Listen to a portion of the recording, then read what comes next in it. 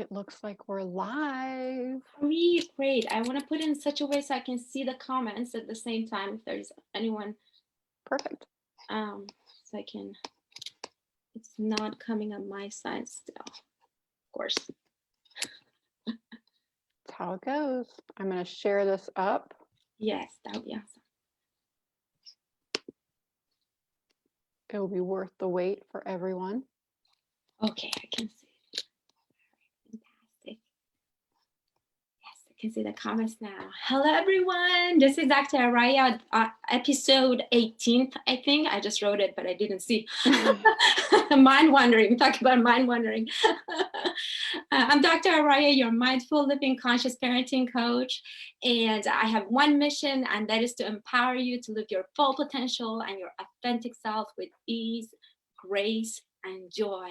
And today I have Jo, and I'm so blessed to have her today because she's so awesome and vibrant and so exuberant. I love her. So I want her to talk about herself. Tell us about your awakening journey, Jo. What are you doing? What woke you up? Because I believe in spiritual awakening. Like we are kind of robots, and then one day we wake up. Usually between like 37, 40, that's the range. Some people are lucky, they wake up sooner, good for them. I waited until I was 40. So I was always a seeker, but I didn't wake up until I turned 40. So I want you to talk about yourself, talk about your personal journey, how you're living the life of your dream. I believe you're so full of life and so vibrant. And then we'll take it from there. Yeah, it's so funny that you say that because, you know, people think about like you have like one awakening or you have like a near-death experience or you have one, you know, relationship fall apart and you think it's going to be that thing. But and nobody wants to hear this. Like this isn't going to be an easy pill for people to swallow, but I think that you can have it happen often. Like, you know, like no more. Like I always laugh and I'm like, because you're like your ego sort of has to die away and then your soul blossoms and your ego, but it's like Jesus rising from the dead. It just keeps showing back up and trying to hijack your joy. And I'm like, gosh, like what does this need to be right and need to be in control and need to know everything? And it just keeps rebirthing and you're like, die already. Like it's just funny. Well, they say new level, new devil, right? Yeah. New devils. There it is again. There it is. Like, oh, I thought I healed that. Oops, coming back again. Just kidding. So it's funny, you know, the movie The Incredibles, where he's the, you know, Mr. Incredible's getting interviewed at the beginning and he goes, I don't know what it is, but it's like, I just fixed that. And now y'all messed it up again. And now I got to fix it again. And I'm like, I feel like that's how your ego is. It's like, it triggers you. I did a session with a gal today and I was like telling her how I got called out by Caroline Mace at a training thing. And there were like hundreds and hundreds of people in this training thing with us. And she called me out in front of everybody. Whoa. And she says, admit it. You think you're special, you know, because your gifts, you think you're special. And I'm like, what? And she's eyeballing me and she's giving me the stink eye. It's like the stare down. And I'm like, I felt myself like, I'm going to throw up. I'm like, she's like, I could stand here all day. She goes, just, you know, I'll stand here all day and wait for you to raise your hand and admit you think you're special because you have gifts. And you think that specialness is enough, that you don't have to show up and do the work and you're not here to serve and love and lift others. Like she didn't go into that great detail, but I was like feeling it. And she's like, I'll wait all day. And she sat there and gave me the stink eye and stared me down. I have the recording. And I thought, wow, the fact that I just couldn't raise my hand and be like, yep, I think I'm special. And I think it gets me off the hook for things. I think I'm special. And I think because I have these intuitive gifts that, you know, I can just sit around and soak up my intuitive gifts and soak up this, you know, consciousness and this awakening. And, ooh, I'm special. And not have to show up for others or do the work, you know, or figure out the whole reason you're on this planet isn't because you have gifts. It's because you're supposed to take those gifts and love others and take those gifts and serve others and do. Yeah. And it's not pretty and it's not easy and it doesn't make you special. Because everybody has gifts. Everyone is special. I actually just had another interview. There's a parable that says if you go to heaven alone, they send you back. You have to bring a group of people, right? So Yeah. And if you're an introvert, you're just screwed because you're like,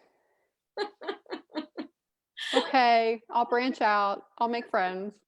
but Isn't then that funny? everyone's gift is, as you said, is different. So Yeah. an introvert's gift is something else. So, Mm-hmm. but the whole purpose becomes service, right? As you said. So it's, although it's a solo journey, we have to do our psychological work alone, but you're collectively doing it together.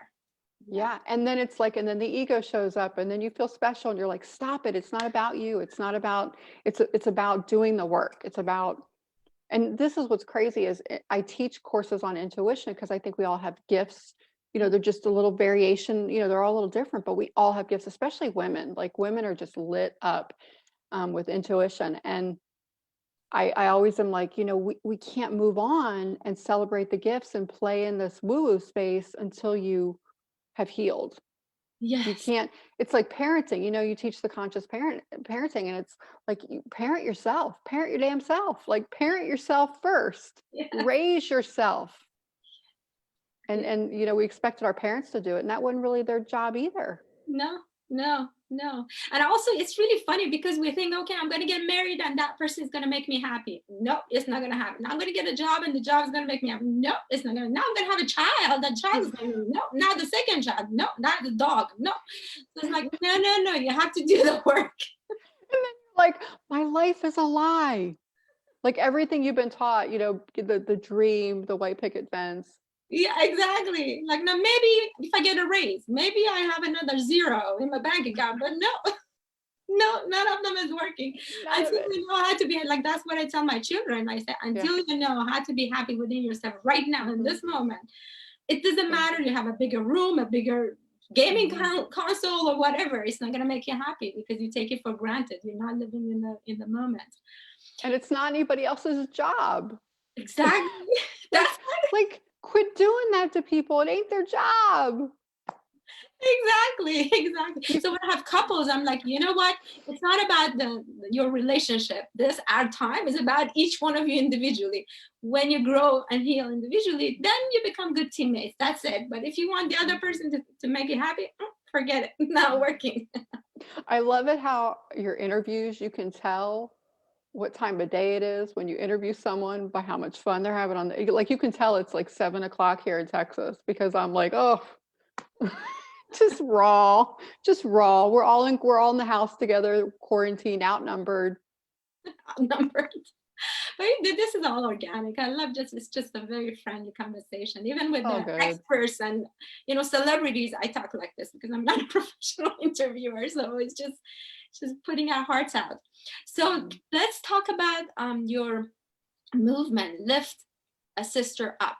Tell us what is about what's up with that. So it's interesting because you and I actually met at a leadership course in Scottsdale, and it was just the beginning of me creating Lift a Sister Up. It was shortly after I lost this like great six-figure job, and all the friends that I worked with that I really thought were my friends kind of really weren't. They were just putting up with me because I was the boss. And I realized, okay, in order to attract these relationships and these deep, loving, raw, real, gritty, what you see is what you get women in your life and this girl tribe that people talk about. In order to get that, you have to first show up and be that for yourself. And I was like, wow. So that was transformative for me. That was another season of like, whoa, what I thought was going on in this story wasn't really what was going on. It was really this other thing. Usually stories are all lies, right?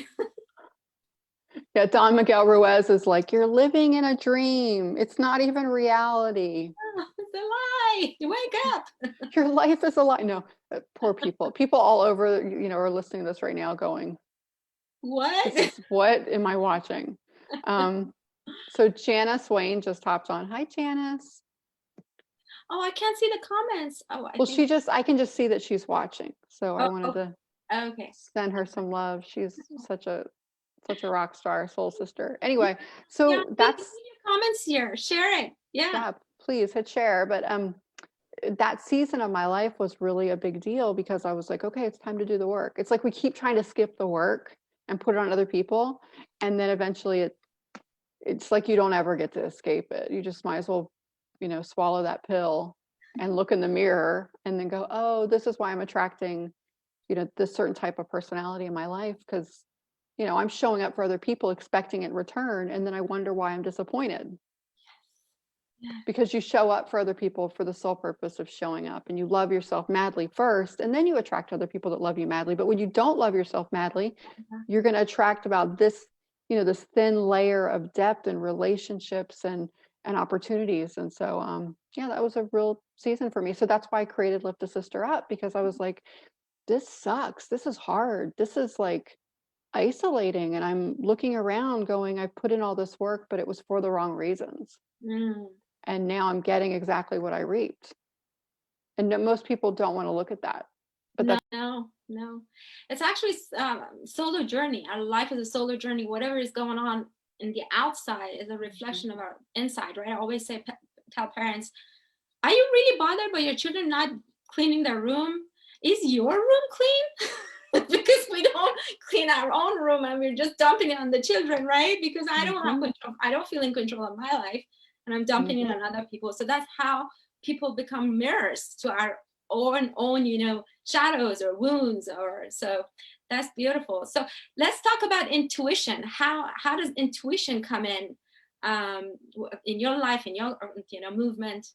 So I think for me, I had so many sort of mystical, crazy experiences that I couldn't quite put my finger on. I always sort of felt different from people around me. I sort of saw things that other people didn't see about what was really going on. Like I'd have a conversation with someone and I would hear the space between their words. I wouldn't really hear what they were saying. I would hear, oh, you're afraid. Oh, you're feeling lack. Oh, you're struggling to fit in. You're feeling anxiety because I just saw the stuff in between and not really so much what they were saying, but the intention and the energy they were showing up with, which is why it was really hard when people, for example, lied to me, because I would be like, oh, come on. Like my stomach was doing this thing and I'm like feeling crazy, but knowing like something's off. It's that intuition thing. So, I went through a season where I was like, gosh, everybody has these gifts. Like everyone was born with intuition. Everybody was born with the red phone to the divine, to God, whatever you want to call it. And then I started digging in that and started thinking, okay, so where are people getting stuck? Where are they getting so congested with other ideas and things and stories that they can't hear that clearly? I'm hearing it really clearly. I'm hearing the nudges and the whispers. And so I sat down and I wrote an outline, and I wrote the outline for the Big Mess to Big Magic course in like 25 minutes. And then it was really crazy because I set it aside, picked it up, and was like, who wrote that? Like it was so clean and it was so direct and it was so like it just was dumped into my heart. And I was like, wow, it was so effortless that I thought this is really important, because I just read Elizabeth Gilbert's Big Magic, and she talks about how the universe dumps an idea on one person's lap on one side of the planet and then dumps the idea on somebody else's lap on the other side of the planet, and then sits back and watches and goes, who's going to run with it? Who's going to create the plane? Who's going to create solar power? And I think the universe is entertained by this. God finds it humorous. And so when it fell on my lap, I was like, I've got to do something with this. And it's been a transformative experience. And the students that have gone through the course are coming out the other side talking about how their life has changed, talking about how they feel clarity in their mind, their anxiety is down, they don't feel alone, they feel powerful. And it sort of cleans out their space. I'm a big believer in manifestation, and I'm a big believer that we are incredibly powerful with our thoughts and words. And I thought, well, then why are people that are all woo woo and positive having crap lives, and they're unhealthy and they're struggling? And so I dug a little deeper and I was like, oh, because they have stories. So if your heart only has so much space and you've got that space filled with all these stories, how can anything else get in there? How can the opportunities get in there? How can those good quality, high vibe, rock star, badass people come into your life? How can your health and your wealth be up here and not down here? Because you only have so much space. So you got to sort of let go of that. Yes. So then we really dug into, okay, how do we let go of stories? Well, imagine you're the co-creator in your life. If you planned this crazy whole mess, arm in arm with God, arm in arm with your higher power, then you can own it. And then you can also own your power. And then you can also be in a space of surrender for what it is. It is what it is. Let's do better. But then we're not holding on to stories where we're blaming mom and dad and we're 60. We're not holding on to stories where we're 35 and we're blaming our ex-husband, who we picked, who asked us to marry him like 3 times and we said yes. I mean, who does that fall on, really? So yeah, I just digging into all of that, and then recognizing all these people coming in and going in our lives are just, they're archetypes. They're just souls showing up to teach. And if you want less lessons, then you need to pay attention. Yeah, actually, we put them there. We decided. Yeah, well, powerful. Play those roles, right? So there's this Sufi parable.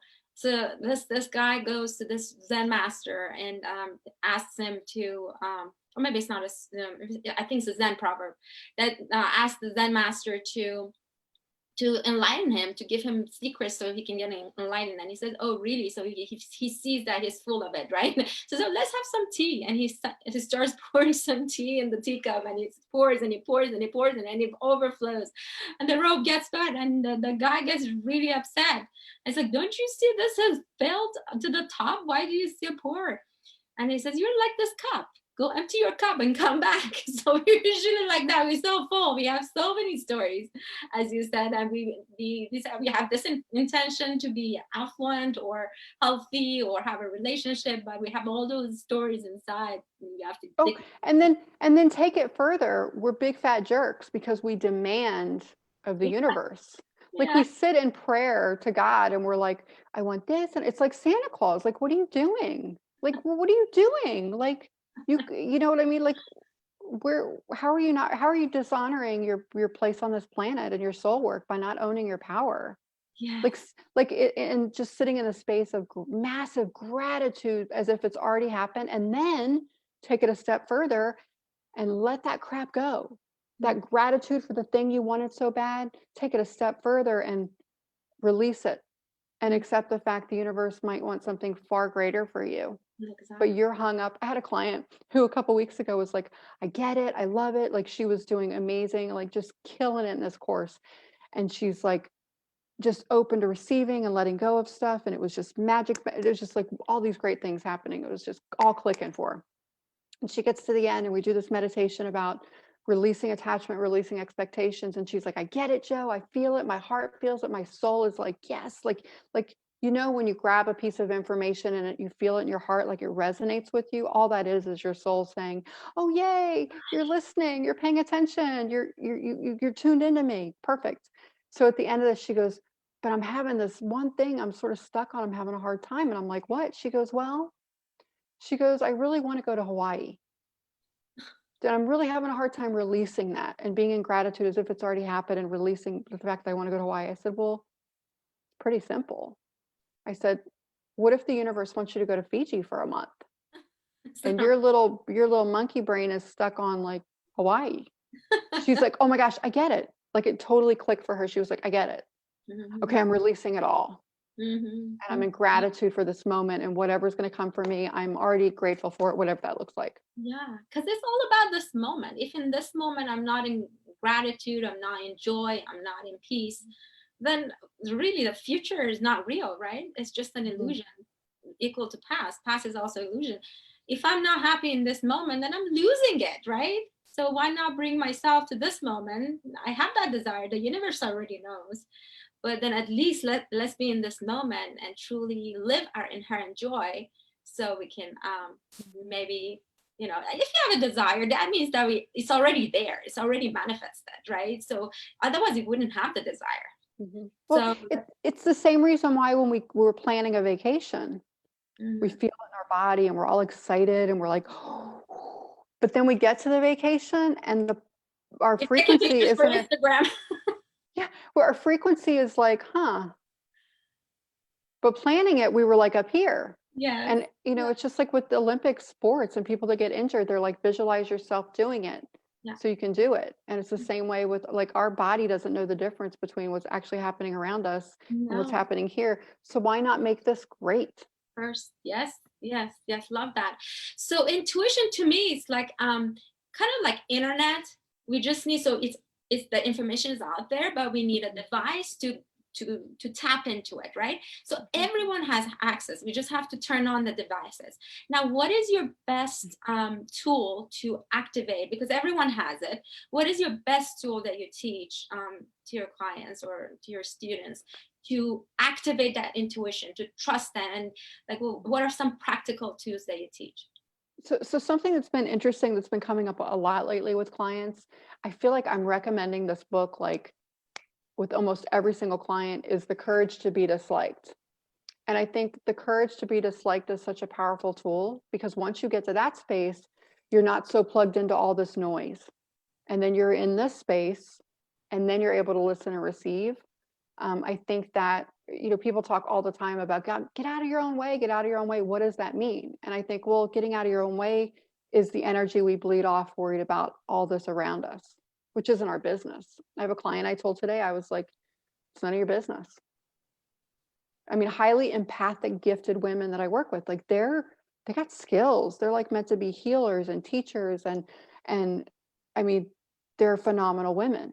And somehow they find me and they take this course, and I'm like, I won the lottery. I'm like, these amazing women I'm surrounded with all day long, but they don't know how to unplug as empaths from everything around them, and so they're like over here, and then heaven forbid, they're a caregiver archetype, right? So then they're plugged into everything, trying to fix everything and show up for everything and help it. You know how mothers are. I mean, we're a hot mess. We're like, we got to swoop in and like be there and Save everyone.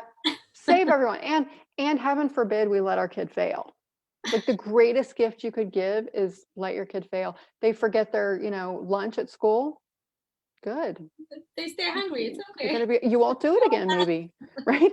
So they're always springing into action. So these caregivers are all externally plugged in, and they're empaths. So then they're walking around stressed out, anxious, feeling everything. Woe is me. And I'm like, you're fine. You're perfectly healthy. They're like, what? I'm a mess. I'm rattling inside. I'm like, that's not even your junk. That's everybody else's junk. So teaching them how to unplug, one of the steps is having the courage to be disliked, having the courage to disappoint people you love, because you can't afford the energy you don't have the energy to exert. One of the things is, as an empath, allowing other people to sit in their uncomfortableness. And you want to spring in and like make them feel, are you okay? Can I get you anything to drink? Because not because you're loving and kind, it's because you're uncomfortable, because you feel their uncomfortableness. Exactly. Nobody knows that. It makes you feel good about yourself when you're helping others. So it's kind of coming from a narcissistic kind of, but we think it's compassionate. Right. It's not. It's still narcissistic, because we want to make ourselves feel good.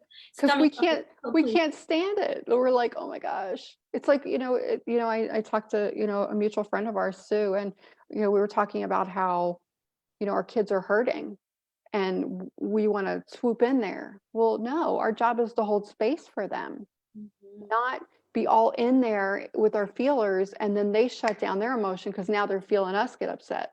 And they don't know how to regulate their own emotions. They need help. Yeah. Right? So if you're all in there with them feeling, and you're not just holding them, I got you. It's okay. You can cry. I got you. Versus I know. Then they shut down their emotions because now they're feeling yours. It's this whole twisted. Nobody teaches that. I mean, you teach it obviously, but unplugging as an empath, I think, is the greatest skill we as women can learn. So you're saying that will clear up the vessel, so they are actually recipients of the signal, right? Yeah. Then when you're getting nudges and whispers, you're not like, oh, that's nothing. You're like, oh, I hear that. I feel called to, leave the house 5 minutes later today, and then you pass an accident. Oh, okay. And then the more often you listen to it, it builds your self-esteem and confidence, and then you can trust yourself. And if you're not so plugged into everybody around you, you don't have that noise, and you can make the decisions you need to make that are right for you, and have the courage to be disliked and be like, yeah, I don't care. I might look crazy, but I'm not going to that party. I don't know. I don't feel good about it. And then you find out later 10 people there had COVID. And you're like, I'm not going. It just doesn't feel right to me. I'm out. Okay. Fantastic. So empty the cup, so you're actually a recipient of the signal. Beautiful.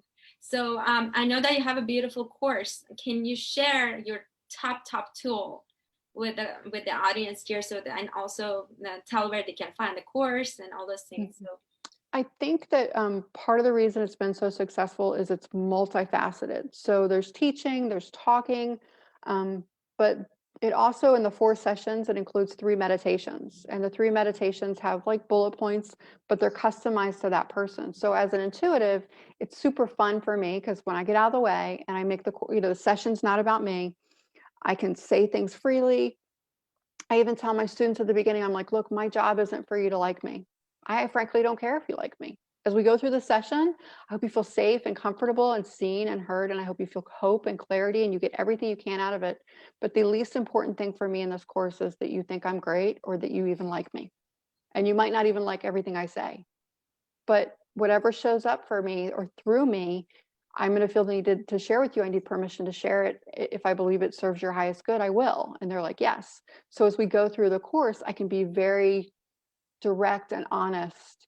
It's a thing you wish your best girlfriend would tell you, but she never would, because she doesn't want you to be angry at her.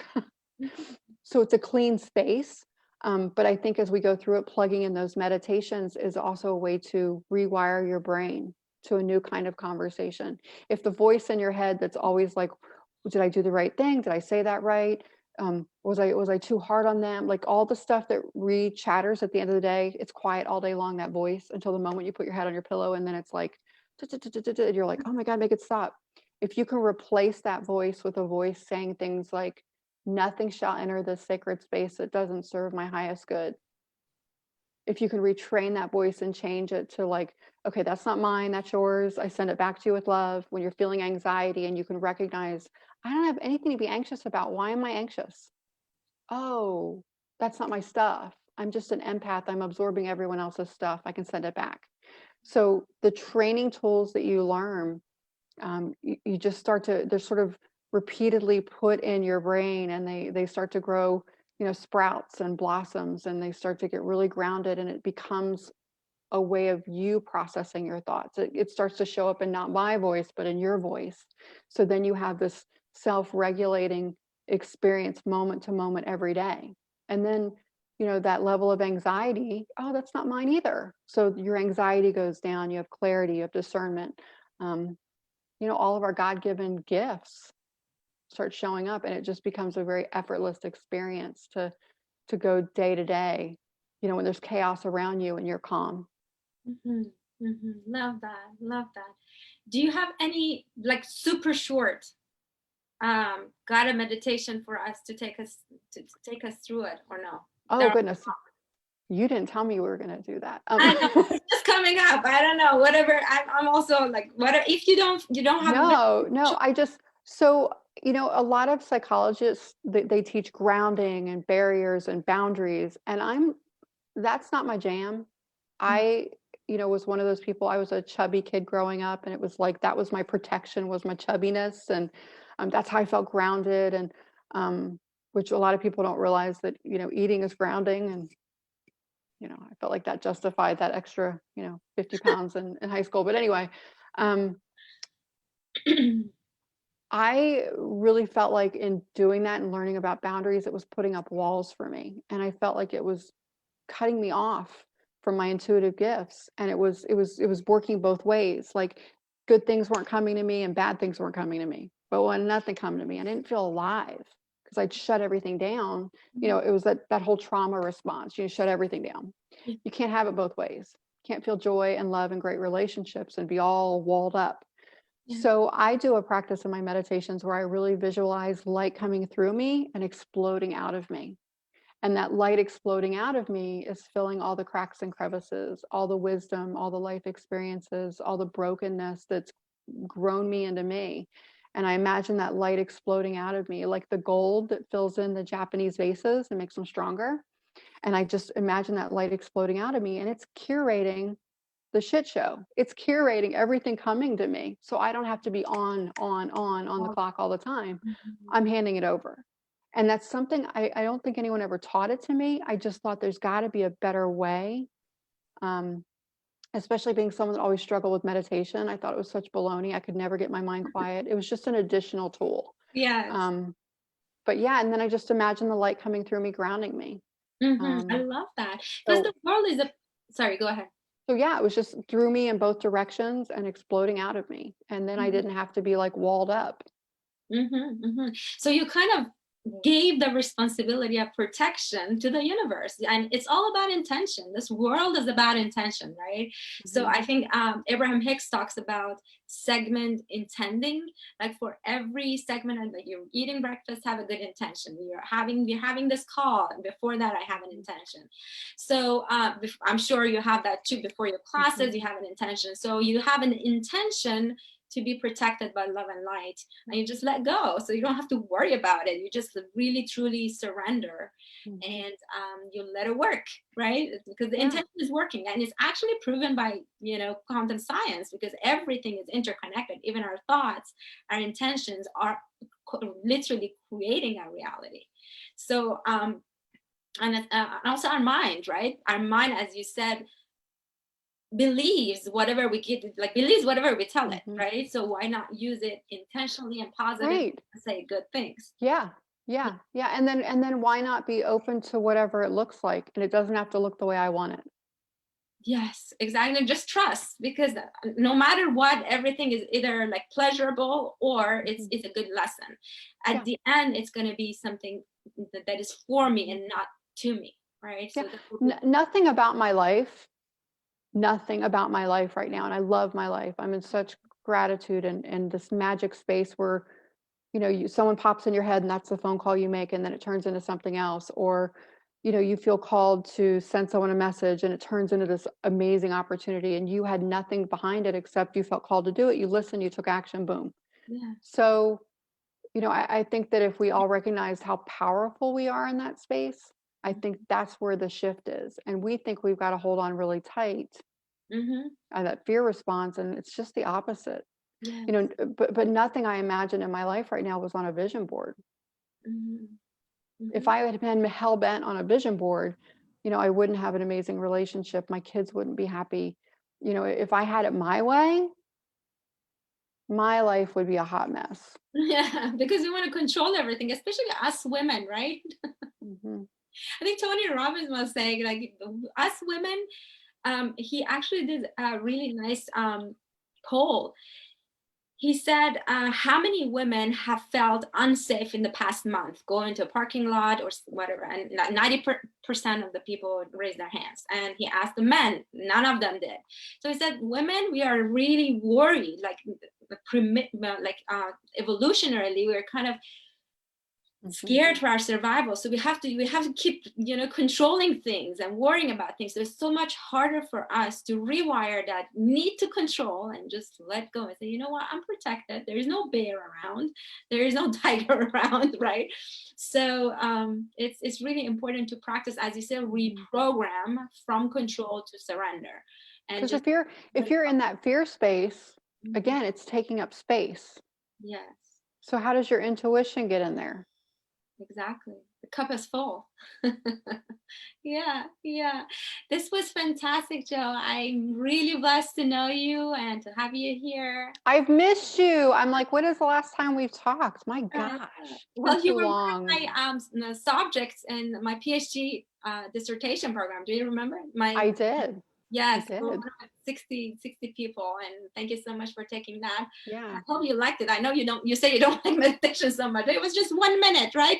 No, I learned a lot, and it's funny. I learned a lot, and I actually learned some things that I translated. I created a session called make sure I say this. I have braces, so I don't want it to come out wrong, or you'll think I'm cursing. But it's called Unfunk Yourself. It's called Unfunk Yourself Meditation Magic Sauce, and it's just like techniques for when your monkey brain starts to hijack your meditation. Like, where do you put that thought? Yeah, Where do you put that thought? Yeah. Did you like it, or did you? I did. No, it was great. It was great, and I just think there's really practical ways to meditate, and I think that that dissertation and you during that work and including me in it was something that sort of, okay, I got to do this for my sister. I better figure out a way to do this and make it work, or I'm going to be lying through my teeth going, oh yeah, this was great. And exactly. So that's where I came up with some techniques that I was like, and then I thought, wow, other people need this. So Yes. thank you. Yes, you're welcome. It's just that all my clients, I would ask them, please, just 10 minutes. Literally, I had to beg them, 10 minutes in the morning, please. And I'm like, no, I'm going to chop wood and meditate. I'm going to do this and meditate. No, I just want you to sit for 10 minutes and focus on your breath. So I'm like, okay, when I had the opportunity to come up with a topic, I'm like, I'm going to find some way that they cannot say no. It's just 1 minute, 3 times a day. Put a reminder. You can do it. You can do it with open eyes even. If they're still resistant, send them to me. I have a session for them. Yeah. I'll fix it. You know, with my caregiver archetype showing up crazy. No, I'm kidding. I'll present it to them and lay it at their feet and work with, and then I'll send them back to you, and you'll be like, "What happened? This is great." So we'll work together there. Yes, that's awesome. Thank you so much, Joe. Thank you for coming, and I send you all my love and hope to talk to you soon. Yeah, very soon. Big hugs, girl. Yeah. Bye, everyone. Come back next week.